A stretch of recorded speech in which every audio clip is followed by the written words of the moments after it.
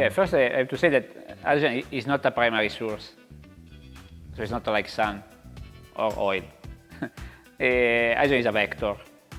But as a vector can make some roles that are very useful for the energy sector and the industrial sector. Hydrogen is not strange. Electricity is also a vector. It's not a primary source. In some way it can have a similar role. So to help the energy system to work, especially to help the renewable to work in the energy system.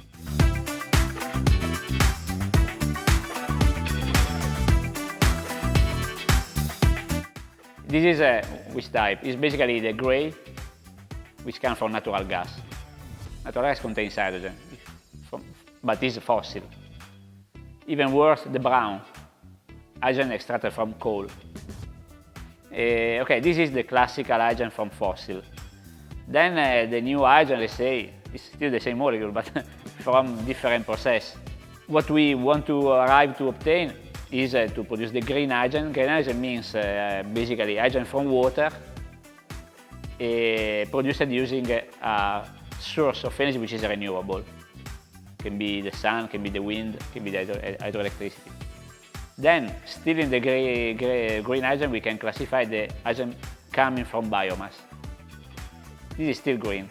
The process is different, not electrolysis, it's a gasification, it's a digestion, but still a green molecule because it comes from the biology. Then other color, intermediate, there is the pink. The pink is curious because it's at the end water, electricity, but this electricity doesn't come from a solar panel or from a wind turbine, it comes from a nuclear plant. And this is a different classification. At the end, it's the same of the green hydrogen, but it's from nuclear. Last one is a turquoise. Turquoise is again a natural gas, but with pyrolysis that fix the carbon in solid form, so it's not emitted. It's a sort of intermediate. And I conclude with the blue. Blue hydrogen is very discussed because it is still from natural gas, so fossil, but with capture of the CO2. So hydrogen is produced from fossil source, but without emitting CO2 in the atmosphere. We'll see. Anyway, the target is the green one.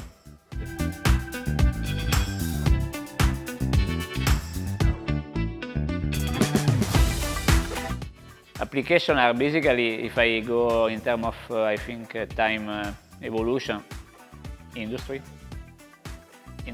chemical industry, refineries, steel, glass, plastic. Why? Because hydrogen is already used in this industry, so it's not a new molecule.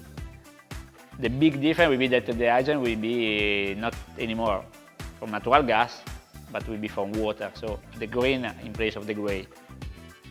So this is for sure where it will be used in the short term. Of course, the cost is different. That's why otherwise it will be already used since many years. But the cost is going to decrease, the cost of the green one, and the cost of the gray one will probably increase. Okay, this is a state of the art. Then there is the application in transport. There is a lot of discussion now about the electric car and not electric car. Of course, we have to decarbonize. How to decarbonize the transport? Maybe electricity, or maybe another vector, or both.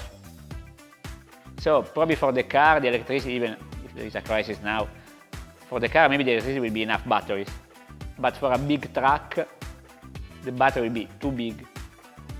So maybe it's better to move to a chemical. Why? Because it's more dense, so there is more energy per unit mass. So probably hydrogen will be used for long haul transportation like trucks, buses. Buses not for the city but for long pathway. And then go to ships, especially big ships, and then go to aircraft. Average aircraft, not too big, because too big, even hydrogen will be not a solution. So transportation will be probably one of the area of application. And then just to conclude, the hydrogen can be in some way a big opportunity to store a big amount of energy. It's a big battery, it can be a big battery. Hydrogen in the sense mass of hydrogen. So can be used locally for storage of renewable, and to use this renewable when the sun is not existing, so during the night or during the winter. So hydrogen has a big storage of renewable.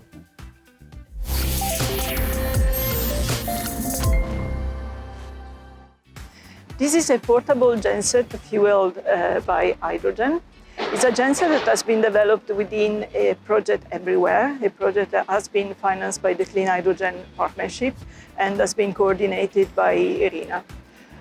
Why we developed this portable genset? As you know, many of the events which are held in public, like for example festivals or even construction sites, need some electricity, and this electricity is provided through some generators which are typically fueled by diesel.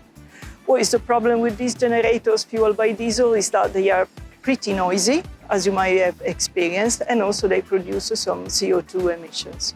So an alternative, as in a generator which is fueled by hydrogen, has the advantages of not generating CO2 emissions and being very silent, with much less noise than any other diesel generator. So we developed these generators with a fuel cell which uses hydrogen, which is usually brought in bottles, which are provided in an area which is safely enclosed near the hydrogen generator. And then they can function up to 8 hours, providing electricity to, for example, the food trucks or the services for the backstage or even for the stage itself.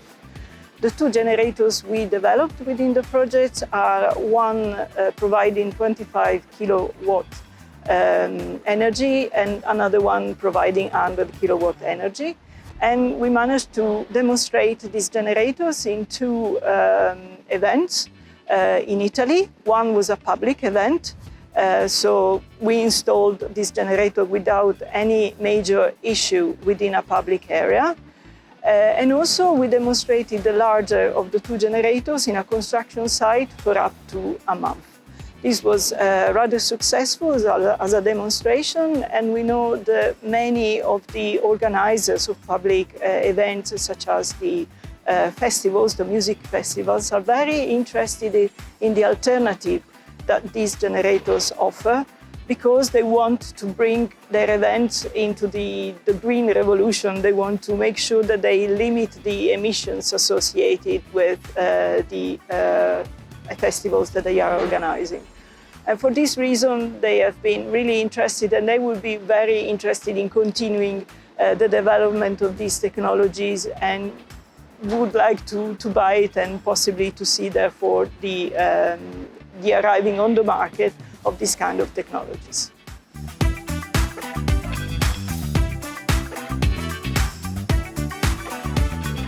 I can go to the truck example. I think it's easy to understand.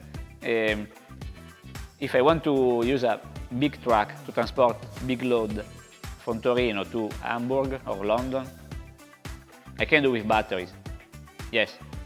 But the battery will be so big intrinsically, because it is a box containing material that drive electrochemical reaction inside the box to release electricity. This battery will be so big that more than half of the payload will be occupied by batteries. So I want to send to London 100 tons, I can only send 50 tons. With hydrogen will be basically the same volume and weight of a classical diesel. So will be no occupation of the payload. Why? Because it's more dense. So it's more interesting to convert the vector electricity in something which is more dense in order to make the truck moving from Torino to London with the complete payload. This example is a maybe stupid example, stupid not, but maybe oversimplified example, but you can use the same example for big ships, for aircraft. You will probably never see a medium-sized aircraft with batteries. We will never take off with batteries. With hydrogen, yes. And then to store, imagine to store energy not for your building, but to store energy for a city. can imagine how many batteries you have to store, to use to store energy. So in the domain of storage, big size, long term, hydrogen will be better compared to electricity. Yeah.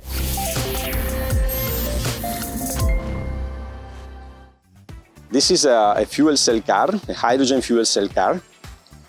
It is a Toyota Mirai model, and one of the first models on the market operated with hydrogen as a fuel. The concept of a hydrogen fuel cell car is an electric car in which electricity is not provided by a battery, but it is generated by a fuel cell. That is an electrochemical device generating continuous current, combining hydrogen that is stored in a pressurized tank and oxygen that is taken from air. And from this reaction, there is a generation of continuous current and water as a waste product that is discharged by the car itself. This is the basis of the hydrogen mobility. A car like this is a 120 kilowatt power car, can be refueled in few minutes in a specific hydrogen refueling infrastructure that should be able to provide hydrogen pressurized at 700 bars in the tank. This is the main difference probably between a battery electric vehicle from the fuel cell electric vehicles, the refueling time that allows the fuel cell to be operated almost continuously, very closely to what happened in a fossil fuel car, and so very close to our habits. Of course, to be deployed in a huge number, there is a need to develop the refuel infrastructures. There are projects to be implemented in the coming years in order to start up this deployment of hydrogen refueling stations, but still we have very strong limitation to the diffusion of private vehicles for hydrogen mobility. Probably there will be higher development starting from heavy-duty vehicles like trucks and trains and buses that need a smaller number of refueling stations.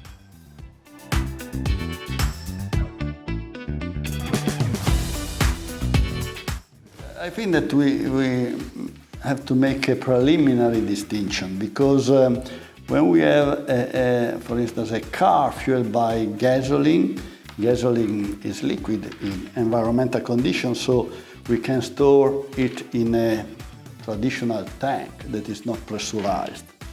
On the opposite, in order to have a big amount of hydrogen, the amount of hydrogen we need to guarantee the possibility to drive for 300, 400 kilometers, we have to store a big amount of gas that must be pressurized. And since the gas is characterized by a low density, we have to pressurize a lot in order to have a big amount of energy inside the tank. So this means that on a car fueled by hydrogen, we have cylinders, bottles that contain a pressurized hydrogen. In case of accidental release of this fuel, we can expect an accident that is more dangerous than the situation of a fire of gasoline. For this reason, we are working to improve the technology to protect the vessel, and in particular to design the vessels, the cylinders with special materials, with special technologies in order to guarantee that also in case of shocks, impact, we have no rupture of the vessel. And we are working to protect very well and to stop the release of hydrogen in the system in case of a heavy accident.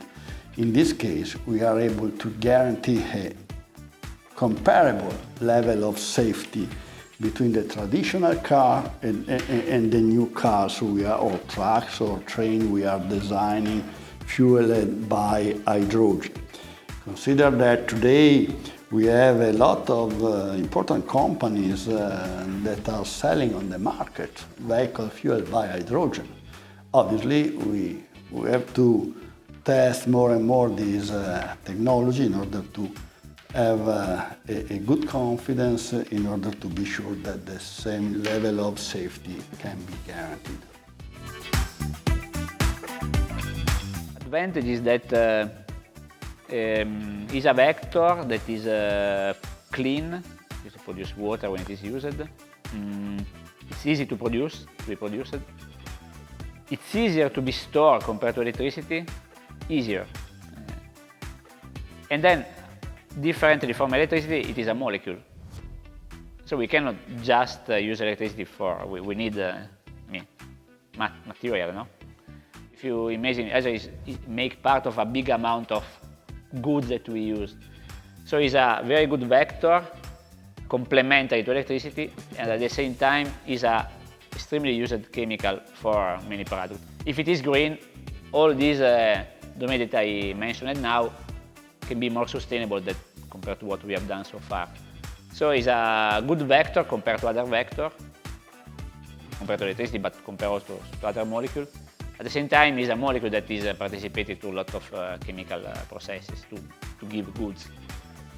So yeah, if you imagine, it has an enormous role in what we need in our society. So that's why I think it's better compared to alternatives.